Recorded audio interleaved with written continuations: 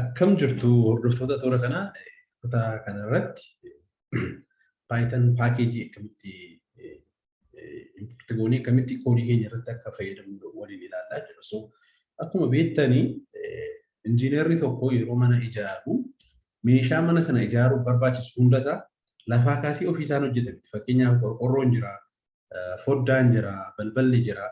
Kana hunda ofiin oomisha miti.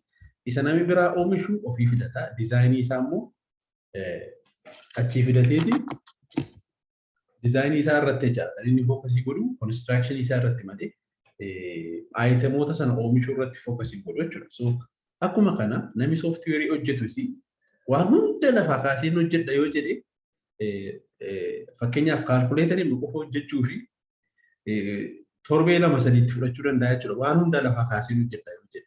Kanaafuu piroogiraamii keessattis maaltu nu barbaachisa? Isa hojjetamee jiru koodii keenyatti daballa. Isa kan keenyaa immoo isatti daballeeti wanna barbaanne hojjechiifna jechuudha. Kanaafuu wanna hundumaa ofii keenyaan hojjenna miti. Qorqorroon hojjetamee jira yoo ta'e qorqorroo sana fuunee koodii keenyatti daballa. Balballi jira yoo ta'e akka kana gooneeti wanta qabatamaa hojjenna jechuudha. So Python irrattis kanumatu jira jechuudha. So kanaafuu laayibireerii yookaan paakeejii kan jennu hedduutu jiru. Paakeejii seenaa yeroo baay'ee paakeejiidha. Python keessatti jechuudha. Paakeejoota hedduu jiru kani software development life cycle keenya nu gabaabsanii jira. Yeroo gabaabaa keessatti wanna tokko akka nu prototype isaa hojjennee dhiyeessinu kan nu taasisan. Fakkeenyaaf pandas kan jedhamu inni tokkoffaan yeroo baay'ee namni data science yookaan research hojjetu kan inni itti fayyadamu pandasidha. Pandasin kun maal hojjeta? Data CSV yookaan Excel faayilii gara raamitti read nu gochuuf yookaan immoo manipulate gochuuf nu gargaara. So Programming nuti hojjennu data baay'ee dubbisee manipulate gochuu waan akkasii hojjeta yoo ta'e pandaa kana kallattumaan fayyadamuu dandeenya jechuudha. Lafaa kaafnee wanti nuti hojjennu hin jiru. So isa gara koodii keenyaatti fidnee fayyadamu. NumPy kan jedhamu immoo paakeejii mathematical multiplication haala salphaan nu hojjetan baay'ee qaba. Fakkeenyaaf data analysis yookaan data guddaa analyze goonu yoo ta'e dot product yookaan immoo cross product hojjennu yoo ta'e maatriksii guddaa yeroo wajjin baay'ifnu efficiently karaa salphaan akkamitti multiplication yookaan immoo arithmetic hojjechuu barbaanne sana haala salphaan akka nu fixnu nu taasisaa jira. Beautiful soap kan jedhamu jira. Innis amma fakkeenyaaf websaayitii automatically parse goonee ofii keenyaaf fayyadamuu barbaadna yoo ta'e scrap goonee websaayitii irra wanta barreeffamee jiru automatically data isaa copy goonee data sana analyze gochuuf fayyadamna yoo ta'e beautiful soap fayyadamuu dandeenya. Fakkeenyaaf namooti NLP hojjetanii kana fayyadamuu danda'u. Saayinsii kit kan jedhu jira. Yeroo baay'ee inni kuni machine learningidhaaf fayyadamna. Kanneen akka machine learning warra duddurecha decision tree, classifier, regression, forest, support vector machine, AdaBoost ምናምን warri jedhaman kuni as keessa jiru jechuudha. Advanced yookaan deep learning immoo TensorFlow package fayyadamna. Deep learning framework dha. PyTorch akkasuma gosuma sana akkasuma Matplotlib jedhamu jiraan immoo faayidaan isaa plotting graafii kaasuu output modeelii keenyaa baasuu yookaan chaartii wanta tokko plot goonee ilaaluu barbaanne library kana fayyadamna jechuudha. So amma mee qabatamaa maal akkaataa warra kanatti fayyadamnu haa ilaallu saampilii fi akkamitti gara koodii keenyaaf inni isaan fayyadamna jedhu. So kutaa kanaan dura darbe keessatti Python lesson 1 fi lesson 2 irratti akkuma hubanne Anaconda already fiinee irra taanaan Anaconda jenna asirratti. So Anaconda kan erga banneeti maal goona Jupyter notebook yookaan Spider jenna. Sirraa akka argitanitti sorry. Jupyter notebook isa booda browser irratti nu bana. Argitanii. So asirratti gosa Python version isa barreessuu fedhu fudhadha. Asirratti new tab godhina baneessoo akkasinitti mul'atu fi zooming godhaara. So asirratti amma fakkeenyaa fi pandas yookaan CSV faayilii dubbisnee fayyadamu barbaadna yoo ta'e asitti maal jennee barreessina import እና kalarii isaa automatically jijjiirama akkuma argitanii pandas as pd. So as isheen jettu kun abbreviation dha. Amma koodii keenya keessatti jecha dheeraa kana irra deddeebinee hamma fayyadamnu abbreviation pd dhaan akka fayyadamnu nu taasisaa jechuudha. pd jedhu you can give it any name. Ana jedhee barreessuu nan danda'a whatever it is. So this is a user defined name.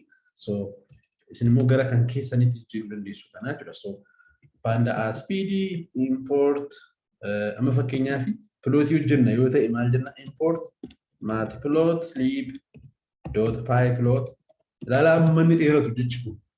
Jecha amma kana library amma kana dheeratu irra deddeebinee amma barreessinu jecha gabaabduudhaan as plt jedheen gabaabsee fayyadamaa jiru. So run jedhee amma gaa warri kuni koodii kootti naa dabalamanii yeroo jechuudha. Kana anatu hojjete miti. Kana mee biraa hojjetan fayyadamuuf deemnaa jiru. Fakkeenyaaf mee giraafii wayii pilootii goonee haa ilaalu. 1, 2, 3, 4, 5. X-axis isaa kun listiidha. Python listiidha. Y listii kutaa darbe irratti ilaalleerra.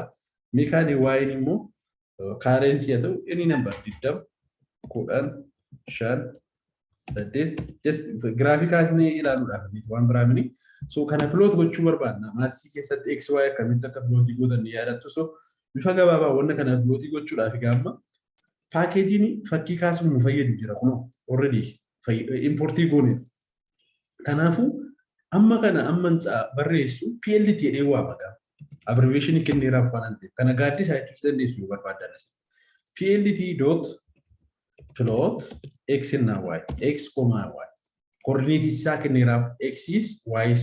So run yoon jedhe amma fakkii tokko arganna laalaa asitti. X ni isa kana 1.5 akkuma argitanii. Y ni immoo maximum as keessa jiru 20 kanaafuu maximum value of y is 20. Fakkii bifa kana qabu hojjennee jechuudha. Mee shape isaa jijjiiru kana 18 yookaan 17 irra deebinee raangoonee ilaalu waan fakkaatu akka kana ta'e jechuudha. W fakkaate jechuudha. Yeroo tokko 20 ni kun asirraa akkuma argitan tokko yeroo ta'u 20 fakkii kaafnee jechuudha. So kuni line plot hojjennee as keessa py plotting kun faayidaa hedduu nu fayyadaa jira.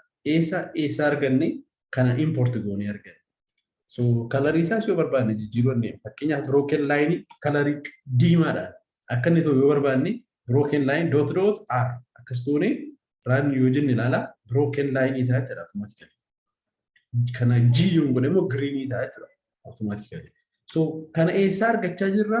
Library kana keessa argachaa jirra. So yoo barbaanne immoo kanuma bar plootitti jijjiiruu dandeenya. Bar chart jechuudha. So bar yoo ta'e bifa kana ta'a bar chart goone. Bifa salphaadha. So this is a powerful library for plotting any kind of graphics.